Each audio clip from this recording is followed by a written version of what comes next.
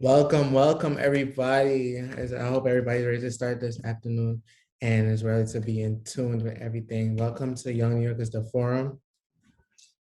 Um, my name is Rachel Barnard. We've frozen. Can you see us? My name is Rachel Barnard. I'm the founder and executive director of Young New Yorkers, and I want to thank our board and our ambassador board for making this event possible. And I want to thank each of you here tonight for being here. We really appreciate each of you. And hi, I'm Kimani. I'm co-hosting with the beautiful Miss Rachel next to me. I'm a graduate and ambassador of Young New Yorkers Graduate Program 2015. And one thing I love about Young New Yorkers, it gives us the power to let our voices be heard. For example, the conversations that's going to take place tonight.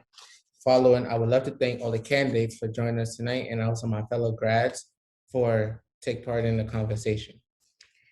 Young New Yorkers is an arts-based diversion program for young people here in New York City. Since our founding in 2012, over 1,300 young people have been mandated to our arts program instead of jail or other sanctions.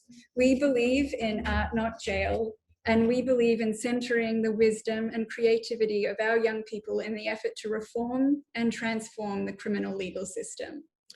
Yes, as Ms. Rachel, I would just like to elaborate on more. Tonight's conversation is very important. The power of the prosecutor is very, very something serious, and we want to make sure that it gets dealt with. Whoever wins the DA will lead how young people are prosecuted and sentenced. Are we going to be a city that punishes young people for their mistakes, traumatizing us, and limited us in the future? Or are we going to be a city that allows young people for us to grow and to be incredible stars that we're born to be? Which young people in New York City are given a second chance, and which ones are prosecuted and saddled with a lifelong criminal record has long fallen along racial lines.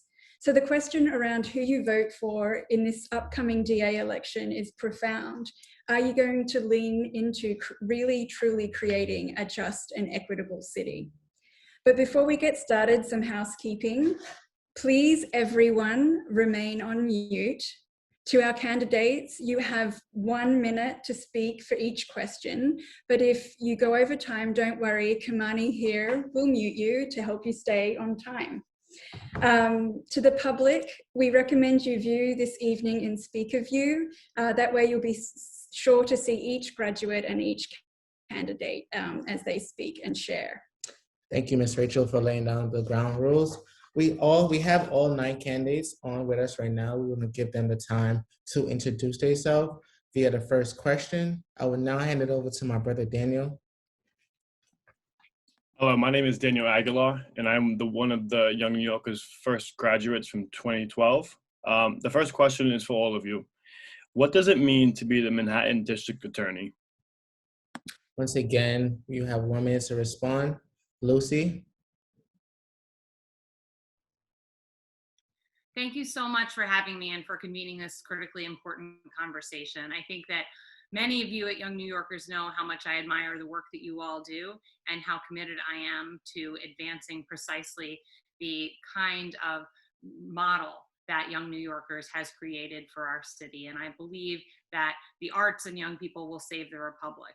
The next district attorney is so vitally important to the health of this city because the district attorney's office touches every case that comes through the system and gets to decide whether the case goes into the system, whether it gets diverted elsewhere, or whether it simply gets declined. And cases that do go into the system, the district attorney is a vital part of determining how they are treated. So the next district attorney has to take a 360-degree view of the system and everyone it touches. And that's why I created a first of its kind college and prison program to bring assistant district attorneys inside New York's prisons to work on criminal justice reforms alongside incarcerated New Yorkers. And what I found when I started going inside New York's prisons were artists, philosophers, painters, writers, and it became all the more clear to me that the next district attorney must commit to making sure that those voices get heard and that they don't end up wasting years of their lives locked up behind bars. I'm committed to using the office of the district attorney to dismantle mass incarceration and reckon with racial injustice. Thank you. Dan? Thank you for inviting me, and thank you for that most important question. What does it mean to be the district attorney? Um, I go back to my youth and reading comic books, and one of those was Peter Parker, Spider-Man, and it was with great powers come great responsibilities. And that is the Manhattan District Attorney's Office, $170 million budget, 1,511 employees, 500 plus mainline assistant district attorneys. And as was said by you more accurately, the ability to decide who goes to jail, who gets diverted, what is the future of people? Because as we know, 80% of the time or more, recommendations by the district attorneys to judges are accepted. With the imbalance between defense attorneys and prosecutors, prosecutors often get convictions irrespective sometimes of what the evidence might be through plea bargains and bail practices. So the power is great. And who sits in that chair as the next district attorney is incredibly important. And I look forward to discussing with you why I'm the right person to do that. Thank you, Dan. Thank you. Tom? Yes, I also want to say, of course, thank you for having me. It's very significant. I mean, a lot of people, unfortunately, don't really have a great understanding of what the district attorney does. To us, we're all involved in some way in the criminal justice system, so it's a front burner issue. But there's a lot of people out there who just don't really understand that the district attorney serves as the chief law enforcement official in the county. In the military, where my background is, we believe in civilian control of the military. Well, on the civilian level here in New York, and throughout the state, we have civilian control of the police department, and that supervision really comes from the district attorney's office, or a large part of it does. So I think really the most important thing that the district attorney has to do is ensure the public safety. Now, there's certainly many ways to do that other than prosecuting every case that you handle to the fullest extent of the law. In my 20 years in the criminal justice system, being on both sides of it as a civilian prosecutor, a civilian defense attorney, a military prosecutor, a military defense attorney, I've seen more acts of mercy of prosecutors than anywhere else. Thank you. Diana? Thank you so much for having me. To me, the district attorney is the gatekeeper of the future, not just for the accused, but also for the victim. It's something that I've taken very seriously throughout the 25 years that I was a prosecutor. I understand that the decisions of the prosecutor can be the turning point in transforming people's lives.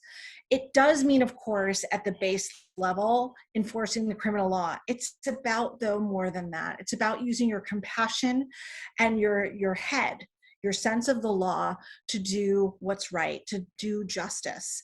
And it's about not just doing it in your office. It's about coming out to the community, to understanding what is going on, making sure that wrongs are righted, but doing it in a way that allows accountability on both sides and allows us to move forward. I understand that because I've done this work. I've done this work on behalf of tenants, immigrants, and workers. I've done this leaving my office, and it's what I'll do as your district attorney. Thank you so much. Thank you. Tahani? Thank you so much. This is one of the specific forums I've been looking forward to for a long time. Youth voices are imperative to me, and one of the first groups I established when I launched my campaign. And it's because when I was 14, my father was sentenced to 22 years in prison. And so my family has been on the receiving end of a decision that a prosecutor has made. It's why I became a civil rights lawyer and why I've stood by families like mine, because thousands of families share my stories, but we are the voice that has long been ignored by this office and by this race. And so what it means to be a district attorney is not just who do we charge and what penalty do we recommend, it's what are the risks to our communities, our families, our neighborhoods? How do we address systemic racism, police violence? How do we ensure that this office is independent from the NYPD, that we are putting no badge or bank account above the law? How do we identify the instabilities before they become our crime problem? And instead of just criminalizing our children for being children, let's invest resources so that we're actually focused on rehabilitation and preventative measures. Thank you, Tahani. Thank you. Alvin? Thank you so much for having me tonight. So happy to be in dialogue with you. I learned about the criminal justice system in the DA's office when I was 15. Stopped lawlessly by the NYPD on my corner, a gun put inches from my face, their fingers digging in my pockets, falsely claiming I was a drug dealer and telling me they were going to take me downtown to see the DA. That's why I got into this work and have been fighting for fairness and safety ever since, and to uplift youth voices. I teach a Sunday school class where I'm talking to children who are still experiencing the exact same things that I did almost now 35 years ago. So I'm so happy to be in conversation with you. For too long, the DA's office has been an adjunct of the NYPD, reflexively processing what they do, and someone who was downtown tucked away. We need someone who's engaged with all of our communities and someone who's truly independent. Thank you so much for your voices and all you do. Thank you so much. Les? Thanks so much for having me tonight. I really appreciate being here. I am a person who has done close to 4,000 cases on either side of the courtroom. First, I was a DA, and then I've been a defense attorney for the past 12 and a half years. And I've represented everyday New Yorkers for the past 12 and a half years, and especially a lot of young New Yorkers like yourselves. And I think that young people have to be held to standards and have to be held accountable. But I also understand, as having been a defense attorney, there are bad decisions, bad days, bad circumstances, bad acts. And especially with people who are younger, we need to really hold people accountable in the right ways. And so that their first entry to the criminal justice system hopefully is their last. So that's why I'm here. I'm looking forward to the conversation tonight, and thanks for having me. Thank you. Tali? Thank you so much for having me and for all of the terrific work that you do. To me, being a good district attorney means pulling back from cases that don't advance public safety, pulling back from incarceration when that does not advance public safety. And that, of course, requires working in partnership with programs like yours. And then instead using all of our resources, the people, the money, everything that the DA's office has, to really fight for those who are the most vulnerable and need protection and need safety. And at the top of my list are gun violence, where we know the victims have been disproportionately young people who have been at the receiving ends of bullets in our city this year. It's gender violence, all of the different ways in which people are hurt because of their gender, and hate crimes that have been just surging against different communities in our city this year. And I look forward to talking about all of that with you tonight. Thank you. Eliza? Hi, everyone. I'm so happy to be here with you tonight. I'm Eliza Orleans. I'm the public defender running for Manhattan District Attorney. And I am so proud of the coalition of volunteers and staffers of young people who are so deeply invested in and involved in my campaign. I've spent my entire career as a public defender here in Manhattan, and I've really seen the way in which our criminal legal system hurts people, especially young people. I've represented kids as young as 15 and seen what a huge difference in their lives, things could make when we did engage in alternatives to incarceration, when their cases were diverted instead of just defaulting to jail and prison. And so I'm so thrilled to be having this conversation with you all, because this is so critical, and I'm so grateful that you're using your voices to lead and to bring us together to have these important conversations, after having represented over 3,000 people prosecuted by the Manhattan District Attorney's Office. I come into this race with this understanding and knowledge of the way in which we really need to change things. And I'm so excited to chat with you all about these issues tonight. Thank you. Thank you so much. Thank you guys for your responses. We just once again want to remind you guys just to keep your responses at a 1 minute span. Amira will now ask a question. Hi, everybody. I'm Amira Cordido. I am a graduate of Young New Yorkers. Obviously, art is a big part of my life, and it is how I express who I am to the world, which is why I was so appreciative of a program like Young New Yorkers. What role do you think art can play in your criminal legal reform efforts? Yeah, Alvin? Look, art is a great connector. I mean, I feel like I'm preaching to the choir, because y'all all know that. The programs that y'all graduated from, it is, when we talk about alternatives to incarceration, really key. But I want to pull back the lens a little bit.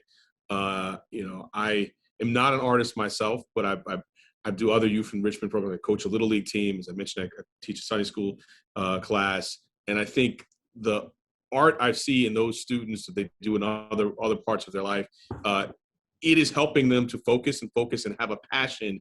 And so we need to pan back not just to alternatives to incarceration, but to enrichment in all of our lives, so that we're not talking about the criminal justice system being embedded. So that's what I think of, not just alternative to incarceration, but enrichment, joy in our lives, development, things that will make hopefully the criminal justice system shrink away into the back and not be so paramount in the lives of our youth.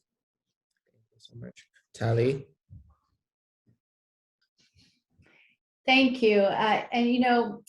When I was working in the Brooklyn DA's office for DA Gonzalez, he unveiled a program that diverted some, younger and older people who had been charged with misdemeanors to a sentence of having to go to the Brooklyn Museum and getting a museum pass with that. And, people raised an eyebrow, but I thought that was just so brilliant and really the answer to your question, because art can be so impactful and healing and rehabilitative. And I follow his model and his example in thinking, of course we have to integrate the impact that art can have on all of us. I see it on my kids, I see it on myself, into the criminal justice system. Thank you. Tahani? In Amira's question, she said at point blank, art is a form of expression.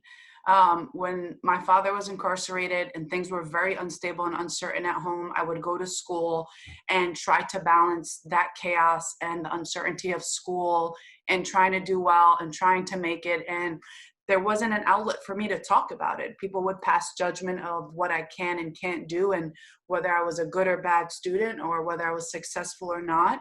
And it's important that we support and expand programs like this because it allows our youth to express themselves and to show their cry for help from how they feel, how they're processing trauma, and to move them away from the bad influences that say they have to stay in the shadows of society, or they're not valued, or they're not deserving of the good that is out there. And so before we talk about criminalizing and then offering these services, I think we should expand these services before our children come into contact with the criminal justice system. So to the extent that we can allow for these avenues of expression in after-school programs, extracurricular activities, we should encourage that wholesale. Thank you so much for your response. Thomas?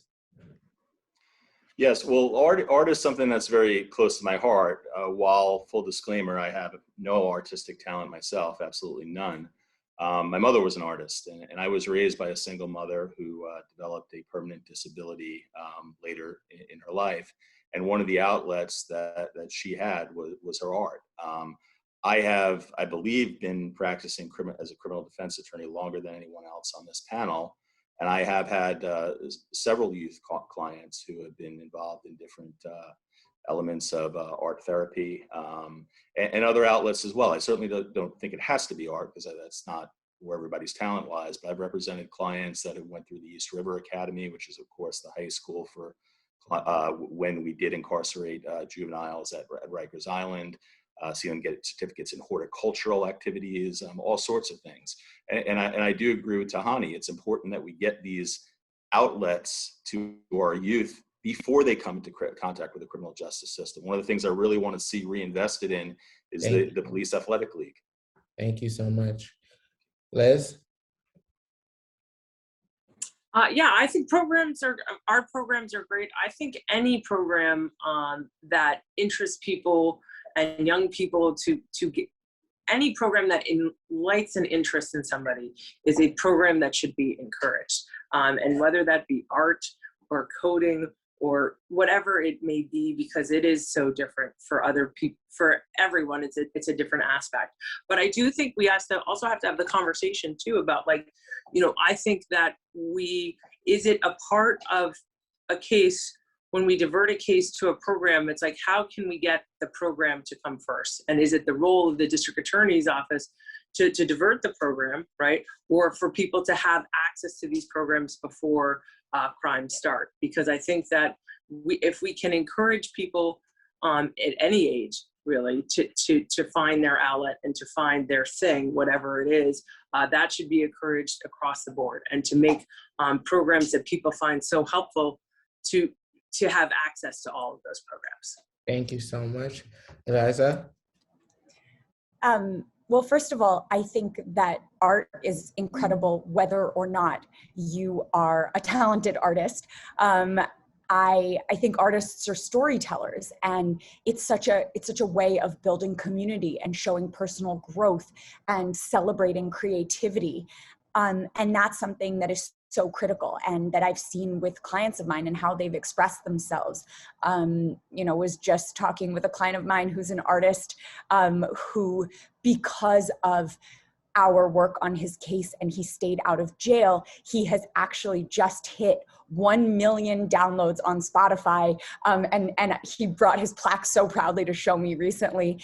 And so, art is something that is so unbelievably critical, but also I deeply believe that we shouldn't be charging children with crimes to begin with. So, there's so much that we need to be doing to make sure that those cases don't end up in our adult criminal court to begin with. But to the extent that they do, of course, art is so critical. And, I was just going to turn around and show you, my mom is also an artist, and I have one of her pictures she drew for me on a frame behind me. Thank you so much. Lucy? My friend Halim Flowers was sent to adult prison when he was 14 years old and served 22 years. When he was released about a year and a half ago, he really blossomed as an artist, expanding on what he had developed over all of those years, growing into adulthood behind bars, and has really become an incredibly important voice in modern art. And it's a reminder to me of what's been said already, that of the arts as expression and as storytelling. And we've seen that the arts can have an impact, not in terms of just of telling your own story, but really of impacting policy. I mean, think about the ways in which the TV and film have depicted the criminal justice system has changed drastically over the past decade, and has been part of what has started to move the public in terms of this unprecedented attention on the need for criminal justice transformation. But beyond that, I would just add that there's this really important connective, restorative element that the arts can bring to a process. And one of the beautiful things about the college and prison program that I built is that we would visit museums together after people's release, and hearing assistant DAs talk with formerly incarcerated. Thank you, Lucy. Thank you. Diana? When I was in middle school, my parents had a very difficult and contentious divorce. And what saved me was my music. I was a singer, and I sang throughout middle and high school, and it even helped me get into college. Now, ultimately, I figured out very early on that I was not going to earn my living with my talent. My talent, the apex, was getting into college. But what it did was it led me to the district attorney's office. That, that skill of performing and standing in front of juries ultimately led me here. But it also led me to look at cases in a very distinct way, because I had a creative mind, and I still have that.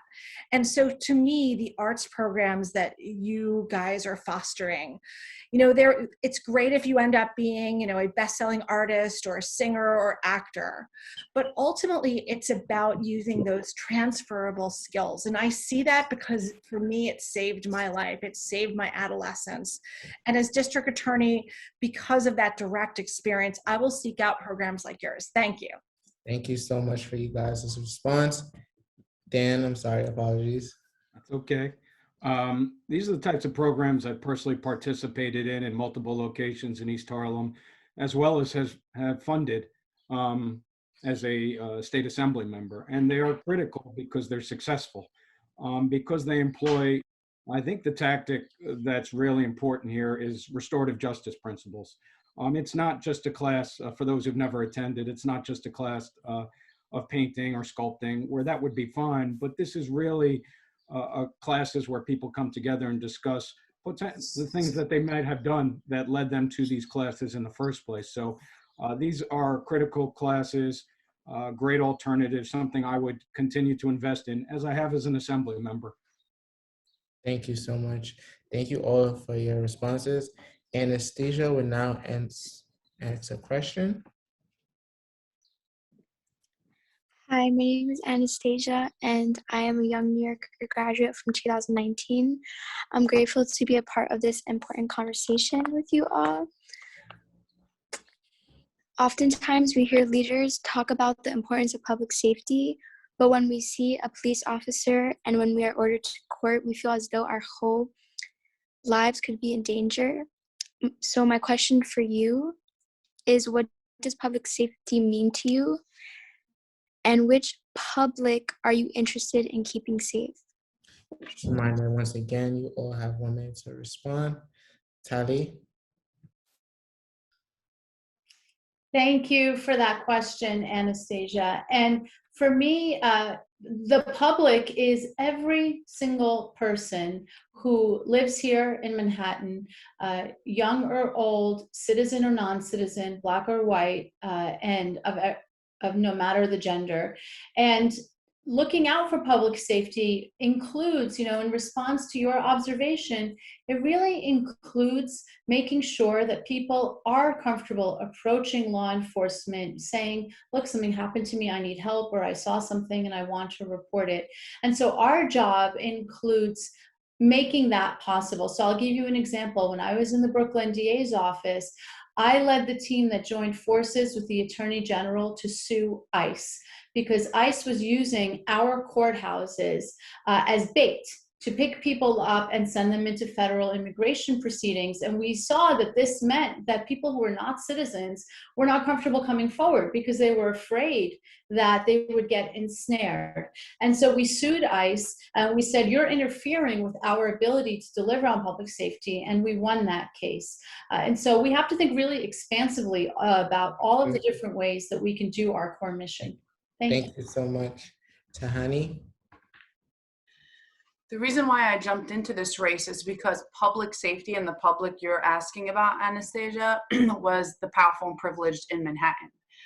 The people who this office catered to keep safe and comfortable, and who election after election tried to keep them more safe and more comfortable at the expense of the rest of us that live in Manhattan. And that's why people of color have been made to be the face of crime in this city. While the powerful and privileged do whatever they want with impunity. And so for me, public safety means stability, housing stability, economic stability, freedom from police violence, freedom from discrimination, accountability that focuses on rehabilitation and preventative measures, open lines of communication for victims to come forward without fear of revenge or backlash, whether they're women who have been victims of sexual assault, or our undocumented community who are victims of wage theft and notarios. And it's also an opportunity to bring the story of other folks in Manhattan who also want to be safe. And we all want to ensure that every time we leave our house, every time we go to work, every time our kids are in school, that the agencies, the city agencies, the NYPD have us and our best interest at heart as well. Thank you so much. Liz?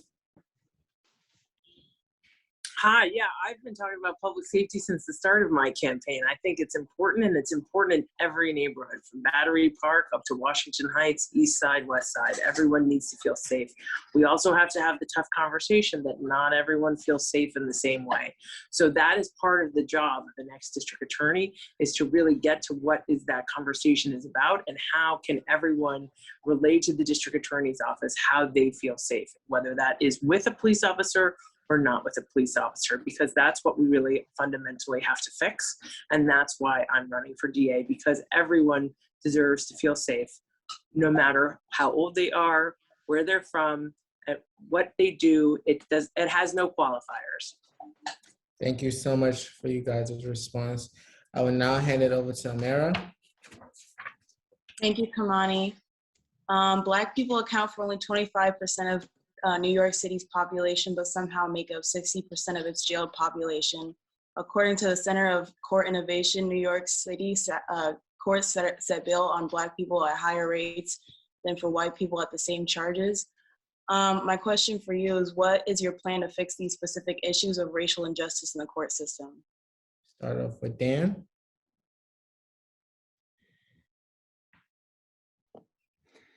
Thank you. Great and important question. A simple answer: change the bail laws. For 10 of the last 11 years, Cy Vance has been the worst offender of using the bail laws to exacerbate the worst arrest tendencies of the NYPD in Manhattan and send disproportionately people of color, mostly Black and brown men, to Rikers Island. And I have been a long proponent of ending cash bail. I wrote legislation 4.5 years ago that would do just that. I voted against the rollbacks of bail reform in Albany. Changing our bail system will be the most direct, most impactful way of limiting Black and brown, mostly men, who are sent to Rikers Island and are ultimately incarcerated. That is the most significant reform we can do. It's one I've been committed to for half a decade in the legislature, and one I will implement through my executive powers as district attorney to go well beyond what the current law is. I think that's the most direct, most impactful way, amongst many things we can do, to reduce the number of Black and brown men who are incarcerated both pre-trial and then post-conviction.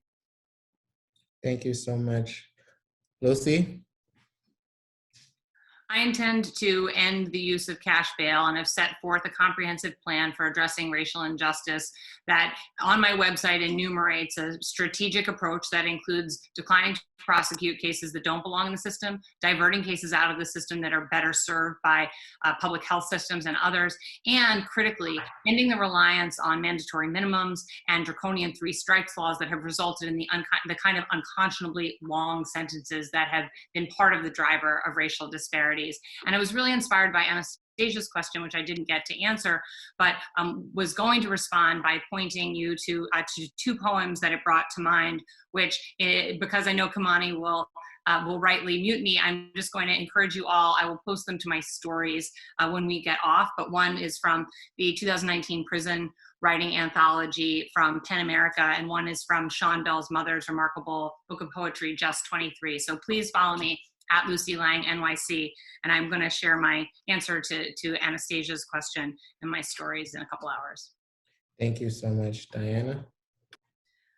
You know, I think that we need to be really frank. We can't end cash bail without the help of the legislator to fund an alternate system. And that's what I will do. I will use my voice to advocate for a true bail reform, not a halfway that they've done, where they've made arbitrary list of crimes that are eligible for bail and arbitrary lists that are not. So that's the first thing. We need to be advocating for that. The second thing is we need to be clear about the way jail has been used and the way it should be used. For too long, we've used that as a default. It cannot be a default. It is appropriate in some cases. If there is a crime of violence, it is absolutely appropriate, but it is not a life sentence. And what we need to be doing is thinking holistically about different sentences and about the people that are, ensnared in our system. Sometimes people commit violence, commit crimes, but their circumstances have led them there. And we, as the district attorney, have the absolute moral right and obligation to help them get out of that. That means connecting them to apprenticeship programs, college education, and not later, 6 months before they get out, but at the beginning of the case, thinking about that from the start. I am endorsed by 20 labor unions. I have worked with these programs and I understand how to do this. Thank you. Thank you so much. Eliza? Thank you. So I think, first of all, this was such a great question. We have to call it out. The system is racist, period. I've represented clients for everything from taking up 2 seats on the subway from when they had their groceries on the seat next to them after leaving their job as an assistant manager at a grocery store in Lower Manhattan and heading uptown, or laying down on a park bench. And, it wouldn't surprise you to tell you that the majority of the people that I represented as a public defender were people of color, because that is the way the system works. But prosecutors are uniquely positioned to address the racial disparities in the criminal legal system. These issues are systemic. So these are things that, because of practices and policies, have over years and years come into effect. And we must fight back against these things by doing things like ending cash bail and declining to prosecute certain offenses. But it takes active work to reduce these racial disparities within the system. It's not just having good intentions or not wanting to perpetuate them. It's going to take active work. So, as someone who has seen the way in which this system has operated, for over a decade, for all the thousands of people that I've represented, I know that we really need to fight back against these racist policies. Thank you so much. Thank you guys for your responses. Anastasia will now ask the following question. So to start off, my experience with Young New Yorkers was through my arrest for stealing groceries when I was homeless. This was the means to meet my needs to survive. Thankfully to Young New Yorkers, I do not have a permanent criminal record. So with that, I ask, are you compassionate toward people, and especially young people like me, when it comes to prosecuting us for making choices that are illegal, yet necessary to survive? I think you would call it a crime of poverty. Thank you, Anastasia. We will now start with Tahani. No, I'm so sorry for your experience, Anastasia, but it's something that so many children and families experience across our city. I came out with the most comprehensive decline to prosecute list that some criticize, and it's because it focuses on exactly that. What do we get out of kicking people when they're down, especially children, knowing that they are products of their environments, and they didn't pick the life that they were born into. And so at every opportunity that we have to help them make ends meet and to bring resources to their families, that's how we should do it. And in addition to being compassionate and understanding why these things are happening, these are the instabilities that I talk about that we missed before that knee-jerk reaction of, okay, let's prosecute and incarcerate because here's some low-hanging fruit and we can do it and we can prove it, so why not?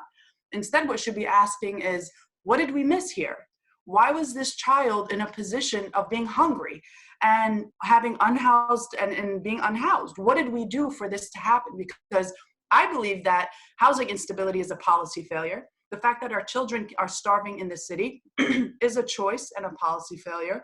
And so this is not the opportunity to kick them when they're down, but to instead say, let's take that $100,000 plus that it costs to police and prosecute and invest that back in the child and their family.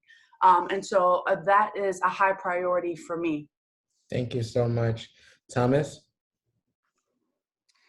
And Anastasia, I thank you for the question. I do disagree with the term crime of poverty. I think that risks labeling people that are on the economic fringes as being predisposed to committing crime. I think it risks labeling people of color as being predisposed to committing crimes. And I don't think that's true. I did experience poverty in my youth, and I know the shame of it, and I know the frustration of it, but there's always a choice. And there was never a time when in New York City, certainly not in my lifetime, where we talked young people that were accused of stealing groceries or committing petty larcenies and incarcerated them. I think what we've been doing, and I think you're a great example of the success of it, is diversionary programs such as the one that sounds like you participated in.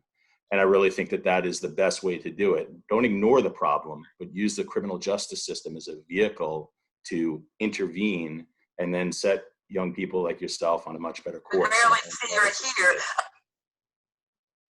Thank you so much. Apologies for the disturbance. I will now pass it over. No. Oops, sorry. I'm sorry. Alvin? Thank you. Look, so I disagree with Thomas. I mean, I grew up with friends disappearing over charges like that. And even if there's an alternative, the consequence of disruption to the family, we need to be asking, does something make us safer? And prosecuting a young person, even if it doesn't end up in an incarceration for what Anastasia explained to us, in my view, does not make us safer. That's based upon 20 plus years as a civil rights lawyer and a prosecutor, and almost 50 years on this island called Manhattan, with my peers being arrested for things like that. I also know this personally. My brother-in-law, he was a little bit older than you were at the time, 19, was incarcerated, went to jail for a year plus, and I saw the way his criminal history followed him. And so I think we need to move away from what I would call crime or poverty prosecution in your case. And I'm sorry that happened to you. Thank you so much. Thank you guys for your response. Alana will now ask a question. Hi, my name is Alana, and I am also a graduate of YNY, and I would like to share my experience of being a part of YNY. So it was the morning after my arrest when I got a phone call from them, and they told me about their one-day program and how I wouldn't need to attend court if I were to complete it. So it took me a while to process what I heard because I honestly stayed up the night thinking about what had happened and what options I had to resolve the issue. And a restorative justice program didn't even cross my mind as an option.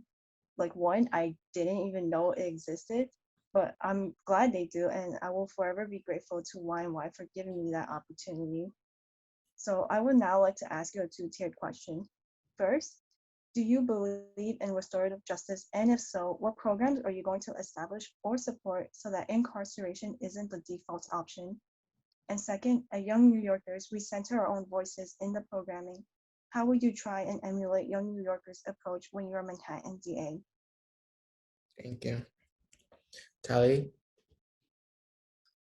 Alana, thank you. And the answer to your first question is, of course. In fact, I feel grateful to have had the experience of working in the Brooklyn DA's office, where we had such a great range of restorative justice programs, ranging from the museum program, the Brooklyn Museum program that I talked about earlier this evening, all the way to Common Justice, a restorative justice program for very serious violent crimes, where the victim and the person who committed the crime both agree to participate in a restorative program together. And I think that when the victims or survivors of crime do want to be a part of a program like that, we should listen to them. I mean, to answer your question about listening, part of this job, I think like any job with public trust, requires some humility and knowing that you have to try new things,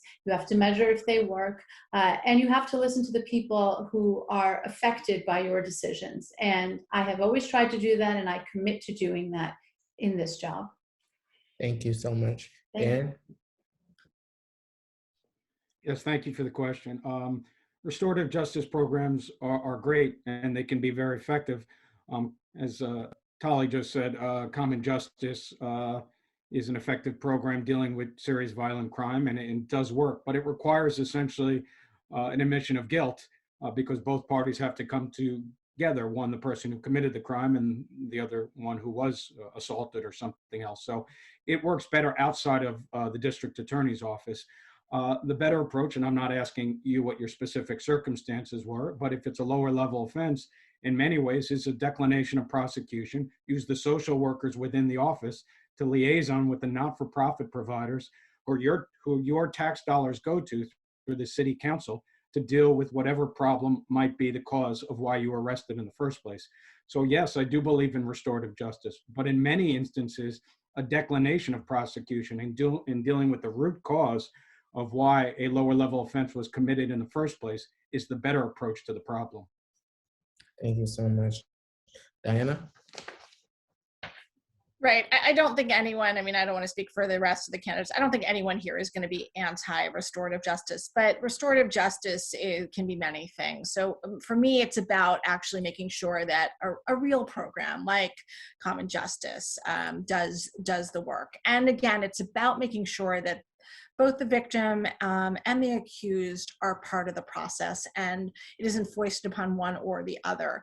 When it comes to youth, though, I'm not necessarily sure. It depends on what it is, of course, but I do worry that we're so invested in the latest of alternatives to incarceration that we're not just looking at the very fact of what the case is. And in Alana's case, I don't know what it was, and it doesn't matter. But perhaps it was something that we just should have said, you know what, this is not something we need to do restorative justice for. This is something that we could figure out in a different way.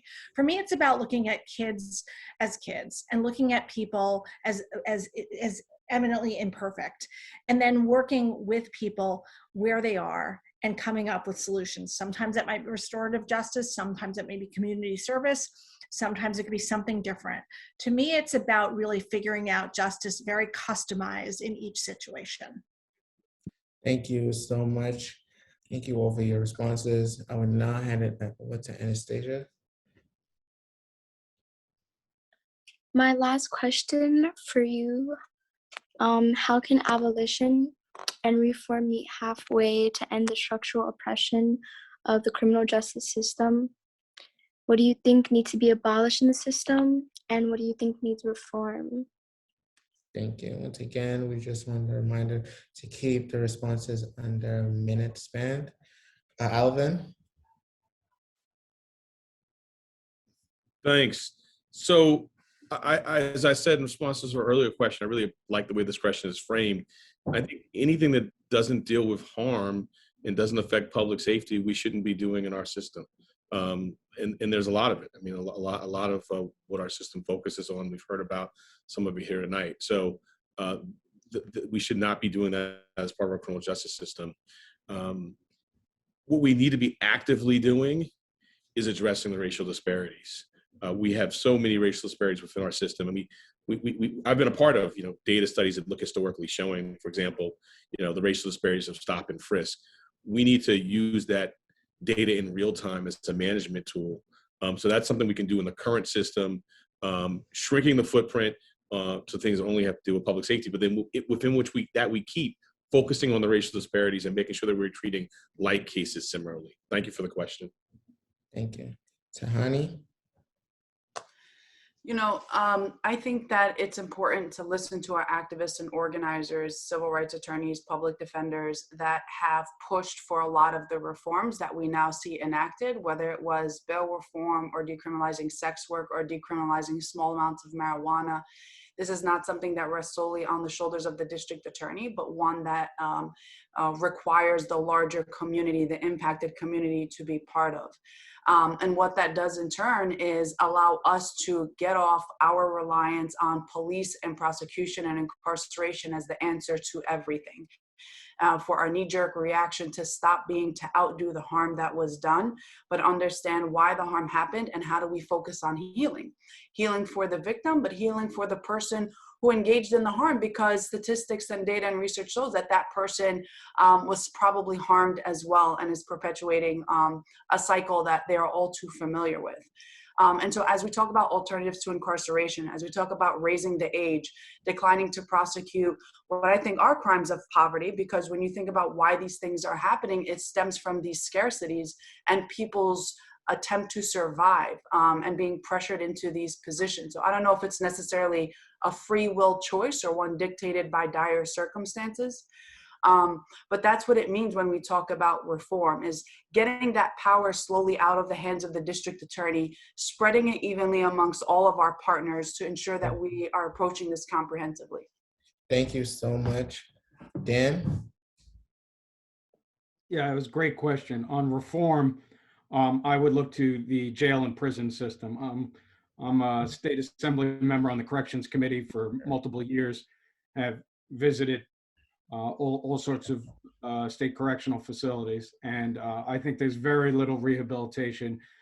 So we need a complete reform of our state correctional facilities, our state jail systems, as well as our parole system, which is an abject failure. What we need to abolish is our surveillance-based prosecution tools. After stop and frisk was ruled unconstitutional as applied, both the NYPD and District Attorney Vance expanded surveillance-based technology, which is so disproportionately impacted against people of color.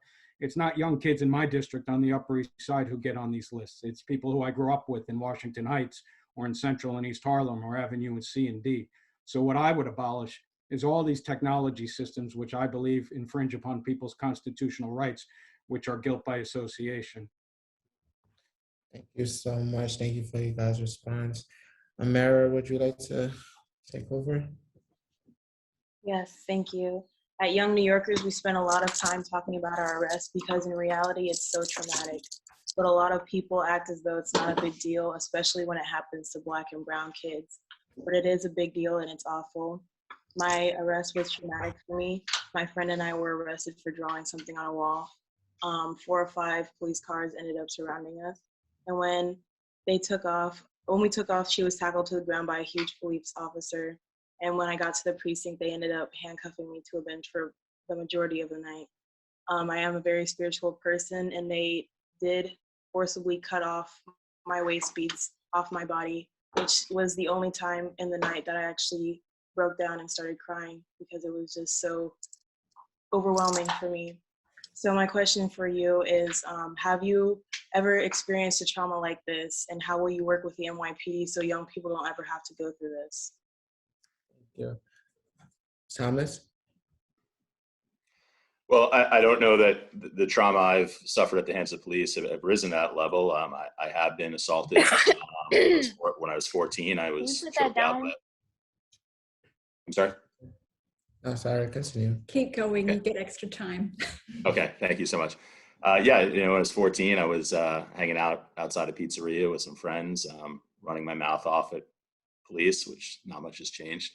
And I was choked by a police officer. When I was 17, I was smacked through a car window in the face by a police officer. So, there's no question that there are plenty of bad police officers out there. And although I consider myself the law and order candidate, any police officer who thinks that they're going to have a friend, any corrupt police officer who thinks that they would have a friend in my administration is going to be sorely mistaken. As for your situation, look, I can think of very few circumstances why a teenager would need to be handcuffed to a bench, just particularly for a nonviolent offense. So I think that's wrong. I think we need to mandate parental notification whenever there is a juvenile, immediate parental notification whenever there is a juvenile in the custody of law enforcement, and certainly cutting any sort of religious accoutrements from anyone's body or person is utterly unacceptable. So that's an awful experience, and I'm sorry you have it.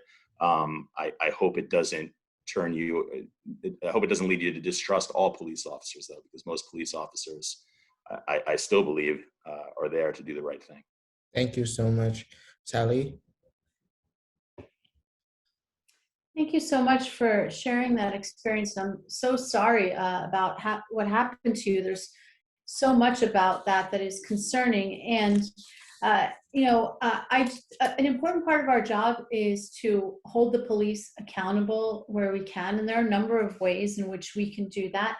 In Brooklyn, I helped to build and to supervise the Law Enforcement Accountability Bureau, where we investigated and prosecuted cops for both acts of violence and things like lying under oath or tampering with evidence. And I think that there's more to it than that, too. I think we all deserve to know who is policing us and what their records and histories are. And that's why I am a proponent of having databases that are public facing that give us that information. I have a whole podcast episode about this that you can listen to with Barry Scheck, who founded the Innocence Project. And then we have to do the work inside DA's offices to help make that happen and to be transparent about the people who we can't work with, lists of police officers that we can't work with because we find them not credible or reliable, and to help move us toward that kind of transparency. Thank you so much. Lucy? Amira and Anastasia and Alana, thank you so much for trusting us with these really vulnerable stories of your trauma. It's really brave of you to be willing to share that with a group of strangers like this. And it's exactly your kind of candor that the system is lacking, and that the district attorney's office needs to cultivate with communities to learn how to do things differently and better. And so I'll start by saying that kids don't belong in the adult criminal justice system, period. And I don't intend to treat kids like adults under my administration. And with respect to police misconduct and violence, I'm honored to have worked alongside families who lost loved ones to police violence and to have the support of some of those families, including Sean Bell's family and Philando Castile's family, with whom I've created a plan for a police accountability unit that will be separate and apart from the regular workings of the district attorney's office, that will not just fully investigate all allegations of misconduct, but track adverse credibility findings, make sure to be transparent with the defense bar and the public about police officers who aren't worthy of belief, and be clear with the police department when there is an adverse credibility finding that those officers' arrests will not be. Thank you so much. Amira will now ask another question. Thank you, Kamani. We have seen over and over again police officers using excessive force against their communities. needlessly hurting young people like us in invisible ways. How will you hold the New York City Police Department accountable? Thank you. Diana? Yeah, look, and I was a prosecutor for 25 years, so I always take umbrage to anyone claiming to be law and order or progressive. I don't think this is about labels. It's about a simple concept. No one is above the law. I, in my capacity as a prosecutor, made sure that the powerful were held accountable. The way I did that was leaving my office and finding the crimes before they became entrenched. With police, that means looking at 50A and actually doing searches, doing the worst. You've heard of the 10 worst landlords. We went out to go after the 10 worst police officers. We need police to protect and serve all of us, but we have historic mistrust in police because of that population that has been above the law. So to me, it's about finding the cases proactively. It's about partnering with the CCRB and getting the complaints because they're not coming to the DA. And then bringing the cases. And if we don't feel that we can bring them based on the standards, then we do, we follow the lead, frankly, of others like Tish James, who last week proposed amazing updates in the standards. These are the things we could do as prosecutors. It's what I did as a prosecutor when I was prosecuting wage theft and health and safety violations. When I saw loopholes, I wrote them. We can do that as DA for police and ultimately regain the trust in law enforcement, and that's going to make us all safer. Thank you. Thank you so much. Alvin? This issue is why I went to law school, those three early gun experiences. So I really appreciate this question. And I've spent the last 20 plus years working on these issues. First case as a young lawyer was suing the state police on behalf of about 100 people who were beaten up during a peaceful political and religious protest. As a prosecutor, I prosecuted an FBI agent who lied. And I'm currently representing Gwen Carr, Eric Garner's mother, in a case against the mayor. It's almost 7 years since he was killed by the police, and we still don't have answers to basic questions. So as DA, what I'm going to keep doing is keep on bringing those kind of cases, keep on doing that kind of work. I really appreciate your part of the question. We talked about the invisible trauma. I know that I still get a pit in my stomach when a police officer car follows me for more than a block. And that invisible trauma is there. We need to talk about it like you've done tonight and vocalize it. And as district attorney, I'm going to uplift voices like yours. Thank you. Thank you so much. Tahani? Police accountability is a big issue and is part of eradicating systemic racism. As a civil rights attorney, I hold police accountable based on excessive force cases. And so I'm the only candidate here that has not just cross-examined or deposed officers, but had them terminated, disciplined, or criminally charged because of their conduct as a civil rights lawyer. And so as district attorney, I'm going to continue that. And I'm proposing a police accountability unit that's not going to just put cops on a list who lie, but to ensure that we work to get them off the force and use our office as a bully pulpit to actually reform the NYPD patrol guide like I've done as a civil rights attorney. And it's because it's this great imbalance of power where you have a person that's indemnified by your taxpayer dollars that can carry a weapon, discharge that weapon, restrict your freedom, infringe on your civil and constitutional rights, and then be the basis of evidence for a case against you. And on the other side of that interaction is you and whatever you have in your pocket. So if the DA's office is going to be independent from all special interests and the power structure, it has to include the NYPD. And while we might work with them, we don't work for them. And I've sued our past police commissioners and sat across the table from them and rewrote policy. So we can work with the NYPD while also refusing to cover for bad policing and holding them and prosecutors accountable for their misconduct as well. Thank you so much for you guys' response. I will now pass it over to my brother Daniel once again. So at 16 years old, I was arrested for stealing headphones off a man on the subway. At the time, I wanted to fit in with my friends, and I thought the way to do that was by having those headphones. I didn't have the money to buy them, so I acted on impulse like most teenagers usually do and made a decision that later landed me in jail. I was facing a grand larceny charge and what would have been a lifelong criminal record had it not been for Young New Yorkers. Because of this organization, I didn't incur a criminal record and I was able to go on to graduate from John Jay College of Criminal Justice with honors, and I'm now building my own business. I'm passionate about economic and social justice and dedicated to uplifting my community up. I'm particularly passionate about justice reform.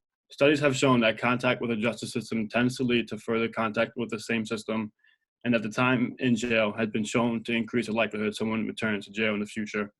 My question to you all is, how will your office seek to prevent justice involvement in the first place and avoid harmful outcomes, especially for young people? Thank you. Liz? What's up? It's been a minute. So, so anyway, I think that that's a very important question. And as I said in the opening of my remarks tonight, is that I know as being a defense attorney, there are bad decisions, bad days, bad acts, and bad circumstances. And the district attorney's office has to act accordingly. And I think when there are bad circumstances or bad decisions or a bad day, that's how we have to go about this and say, you know, I think, Danny, you're a model for the fact that you did not get into the criminal justice system. You got out of the criminal justice system, and you made everything work for you. And I think that that's the standard that we should live by, and that's the chance we should give. I think you have to earn that chance, but I think that we should all learn from your story, because I think that that's the district attorney's office that I want to lead, where we parse out what what's going on with each and every person who's charged with a case. And I always say has to be on the facts guide and the case-by-case basis. But ultimately, we want to have faith in people to do better. Thank you so much. Thank you so much. Liz? I mean, sorry, right? Lucy, sorry. Lucy. Sorry. No worries. Danny, congratulations on your graduation. I was a proud John Jay faculty member, so love to hear success stories of all John Jay graduates, and thank you for your service to the community. Look, the district attorney really should be thinking in the most long-term possible way about public safety, fairness, and dignity strategies. And that includes investing in the earliest stages. So collaborating with the Board of Education and other social service organizations to make sure that that there are community-based solutions to problems in schools rather than folks calling the police and that kind of thing. But I think that an area that doesn't get addressed enough is that in New York State, there are 80,000 kids who have an incarcerated parent. And those are kids who we know are at significant risk for all kinds of negative outcomes themselves, including negative health outcomes, possible criminal justice involvement, and why we are not, as a state and as a city, doubling down resources on those kids is a tremendous mystery to me. And I think that as district attorney, we should prioritize keeping as many people out of prison as possible, keeping people close to home if they are detained for any length of time in order to facilitate family bonds. And all of that goes towards keeping healthier families, healthier children, and preventing future involvement. Thank you so much. Dan? Yeah, a great question, Danny. You know, in some sense, you were lucky in that you were even offered an alternative and that you were able to get a program that many other people didn't get, but you took advantage of it, and to your credit. But it brings up an important point that sometimes just the interaction with the system, keep coming back to court every 2 months, every 3 months, that is the punishment, that you're just constantly dealing with this trauma in your life. And that's why declining to prosecute so many of these lower level offenses is critical. You also bring up another point with the potential for a criminal conviction, and having to undo the harm of this district attorney in Manhattan over the last 10 years and many others is that criminal convictions. And we have to take action at the state legislature, because it can't all be done by the district attorney to expunge so many people's records, because it's a prior criminal record, it's a prior conviction that is such it leads to further connection with the criminal legal system. So that will be two of my aspects. One, declination, which I can do as district attorney, and then effectively as a former legislator to deal with the legislature on creating that universal right of expungement that wipes out so many offenses from people's past, that makes it less likely that they'll ever be in a courtroom again. Thank you so much. I will now hand it over to Miss Rachel. How you doing? I'm okay. How are you doing? Hey, good. When we watch the DA debates, we notice that you all talk a great deal about policy, yet with so many career prosecutors who have participated in over-sentencing young people, tell us how you plan to change the working cultures of your office.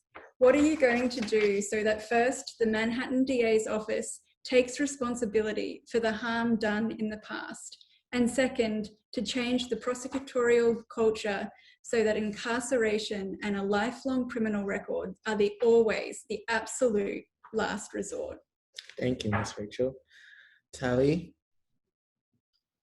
Rachel, I love the way you asked the question because in a way you answered it, that looking to the past, reckoning with the past, and taking responsibility for the past is part of how we change the culture for the future. So in the Brooklyn DA's office, I worked for a year with the Innocence Project and a law firm to study the first 25 exonerations in Brooklyn in the conviction review unit that Ken Thompson and Eric Gonzalez had built, and which I went on to supervise, and to go through and for the first time, show the world, no one in the country had done this, what went wrong, where prosecutors had gone wrong, where police had gone wrong, and judges and defense counsel, to allow for all these wrongful convictions. And that becomes a teaching tool to change how people do things in the future, to say we've got to learn from this. This is a roadmap for what not to do if we're not going to just keep cycling through these problems. And I would bring that same approach to Manhattan. Thank you so much for your response. Diana? Look, it starts with, of course, hiring the right people. As someone who was there for 25 years, I have always led with my head and my heart. And I think that's really important in terms of going forward. Of course, we need to acknowledge mistakes, but we also need to be moving forward and making sure that the way we approach cases is again about the individual people that are involved, not simply as processing, like we're in a justice factory, but seeing, and setting the tone from the very beginning, from day one, meeting not just with the lawyers, but also the non-legal staff, and expounding the vision and making sure that everyone buys into that. Because I can tell you, having worked there, that is not what happened. There were many people who did whatever they wanted. There was no real communication between a decision at the top and the decision in the middle and decision in the below. That's why we had last summer, when we had all those protests, some people were charged with burglary for looting. Some people were charged with misdemeanor. Some people were not charged at all. That's unfair. And again, it continues the deterioration of trust in our law enforcement. To me, it's about setting from day one a vision and a standard, and it's not about being punitive to the staff and the lawyers and non-lawyers, but it's about getting buy-in, because we are all in this together. We all have a stake. When law enforcement, when the DA's office is part of the community, not some castle on the hill, that's when we're really going to do justice. Thank you so much. Alvin? Yeah, so look, we got to start, as the question suggests, by calling out the past. One of the endorsements that I'm proudest of is, 4 members of the exonerated Central Park 5 endorsed me. They grew up around the same time I did in Harlem, experienced, deep atrocities from this very office, the Manhattan DA's office. So I pledged, to look back. The prosecutor who did their cases, there's not been a full accounting of Linda Fairstein's cases and the other tentacles of her work. So planning to look back there. And then we got to center the people who've been involved. I know this because I've lived it. I've had the Warren Squad bang on my door. I've had a returning relative live with me. We've got to hire people who have lived through this and then put them in a culture that is asking what is safe and what is fair, and not just churning arrests and convictions. So it starts with hiring people affected by the program and then looking back and writing past forms like I've pledged to do. Thank you so much. Beautiful responses from everybody. Alana, you got the spotlight. Thank you, Kamani. So as I sat in the holding cell indefinitely, I thought about my actions and the consequences I was now facing. I reflected over and over again until all I thought about was, what happens to me now? The officer that had brought me in told me I would be able to leave soon, but that was 2 hours ago. And the longer I was held in, the more anxious I became. Every now and then I would feel a rush of panic attacks, and sometimes it got to the point where I just felt claustrophobic. And this lack of transparency leads to a very traumatic process that becomes more than just a learning experience. So my questions to you are, does the lack of transparency justify the trauma suffered during arrest and detainment? How will you ensure that youth know their rights and are treated justly during this process, that we understand what is going to happen? Thank you, Alana. Lucy?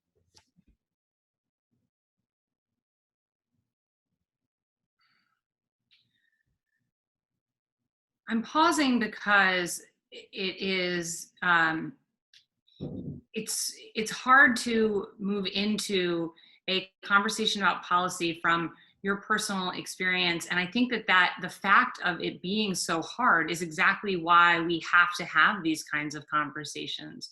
And it is so much why I believe that changing the culture of the district attorney's office to include transparency, to end the kind of things that happen to you, is going to require not just a reckoning with the past, which is so important, but also the process of kind of restoration and healing and bringing together. And so amongst the ways that I intend to do that, and I have set forth plans around changing the performance metrics and hiring and building a mission-aligned staff, all of which I intend to do to get to precisely those problems.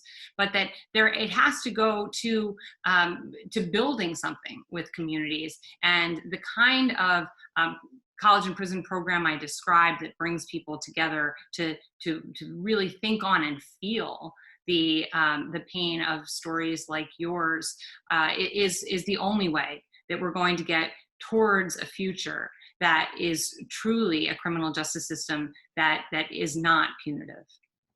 Thank you so much. Thank you so much. Thomas?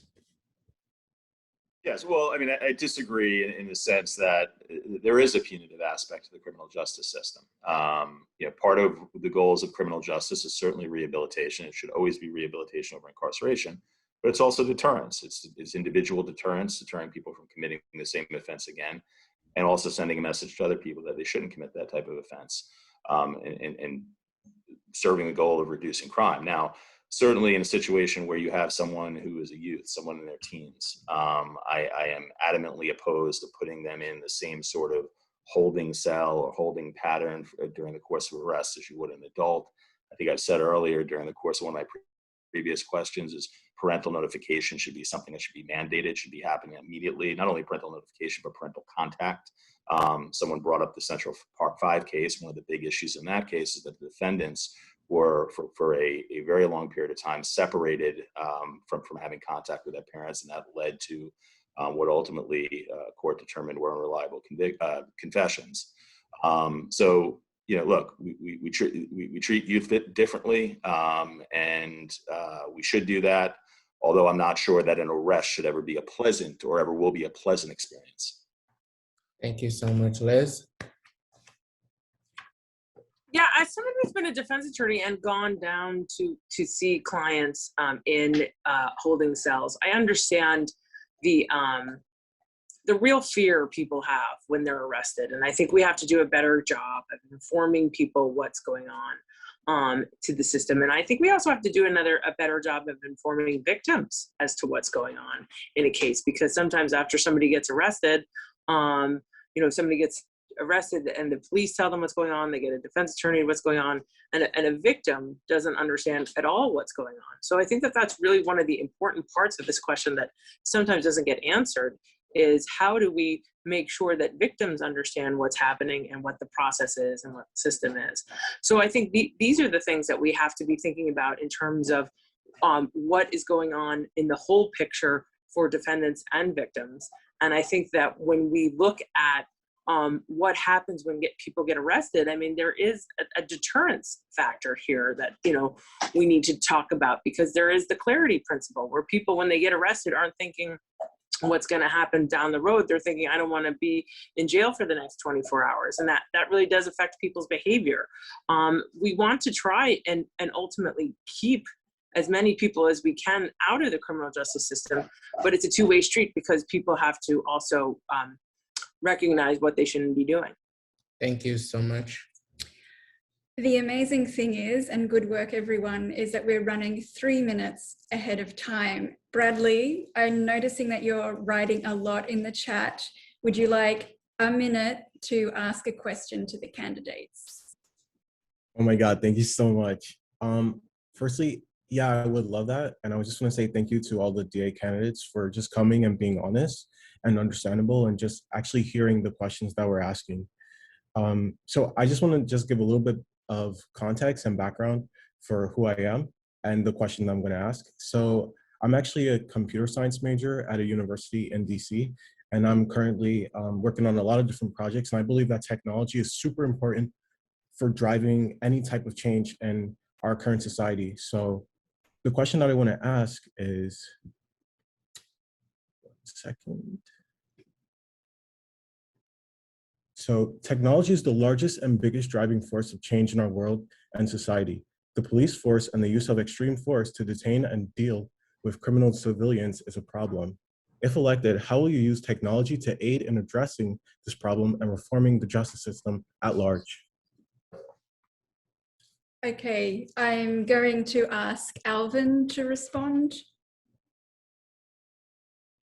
Thank you. So one key way, and I mentioned it earlier, but I can talk about it more, is there was a study in 2015, and it kind of telling us what we all know, but going through the data showing that in Manhattan, every single step in the way a case is processed, from what someone is charged with to the plea they're offered to the sentence they're given, is rife with racial disparities. I want to use the technology of that data in real time to manage cases, to make sure the cases that are similar are treated in the exact same way. So that's one example of how I use technology. If I have more time, I would give others, but my guess is I'm out. You're out. I'm in a bit of a tricky position because I want to be equitable, but we have 1 more minute. Is there anybody that is especially burning to answer the technology question? Liz, over to you. No, you're on mute. I do it every night. On my website, I have an implicit bias program where we have to set out technology to remove defendants' race and last name in most crimes. Not just, you can't really do it in hate crimes or sometimes in domestic violence, but removing race from the arrest processing paperwork, so that you're making charging decisions based on the facts in front of you and not what the race and name of the person is, so that you would erase any kind of implicit bias. It's on my website. You can read more about it, but I think that would we make charging decisions that way, it would be the most across the board equitable. Thank you, Liz. I've just got a private message that Dan also raised his hand quickly. Dan, you have 20 seconds. We're now behind time. I'll be really brief. As Alvin said, District Attorney Vance hired a consultant to tell him what everybody knew, that the system from beginning to end is full of racist outcomes and racist intentions, except he forgot to do one thing: to rip apart the tools that his own office was using to exacerbate those racial outcomes. And that's what I'll do as district attorney. It's good to have data, but if you don't act on it, if you don't use the data to dismantle the processes in place that lead to those outcomes, what good is knowing what everyone else knows, that the system is ripe and rife with racist policies from beginning, unfortunately. Thank you. Thank you. Thank you all. Once again, thank you all for taking your time out and talking to us and discussing this. We will now come to a conclude where we ask you guys some pop-up questions. These pop-up questions, popcorn questions, I should say, are used in some of our sessions. We use them as icebreakers, right? And we want to make sure we end this forum on a positive and a familiar note. What's one of the things you're most proud of and why? Alana, would you like to go first? Yes, thank you. I am most proud of being able to reflect on my past actions because I think I learned a lot from it. Beautiful. Kamani, what are you most proud of? Sure, Miss Rachel. I'm most proud of being a 2021 boxing Olympian prospect. So let's go. Liz, what are you most proud of? Oh, me, Liz? Yes. Oh, okay. Well, that I'm running for DA. This is a hard stuff. I'm proud of myself, and I'm proud of the 7 other people running, because we stepped up, have different visions. I'm sorry, 9 today, but I think this is putting yourself out there and really getting to know other people and letting people get to know us. I'm proud of that, and I think all my other candidates should be proud of that too. Beautiful. Tom. Thing I'm most proud of, being a daddy, being a dad of 4 beautiful girls, one 20, the youngest a year and a half. Professionally, what I'm most proud of, what I do. I'm proud of being a former prosecutor. I'm proud of having spent 15 years being a criminal defense attorney, and I never anticipated touching lives of people the way I do when I'm defending cases. Sorry, we're just keeping it popcorn, but Okay. we felt that. Tahani. The thing I'm most proud of is never allowing my identity to be dictated by ignorance and racism. Beautiful. Thank you, Tahani. What would you do in your wildest dreams? Daniel, do you want to go first? Yeah, I would love to skydive over Dubai in the future. That's awesome. Alvin, what would you do in your wildest dreams? Well, my Knicks are back in the playoffs. If I could get a 10-day contract, I still run for DA, but I take 10 days out to play for the Knicks. Tali, what would you do in your wildest dreams? I would be an artist. When I got to college, I thought for a short time, and then I talked myself out of it, that was what I would do. Wonderful. Dan, what would you do in your wildest dreams?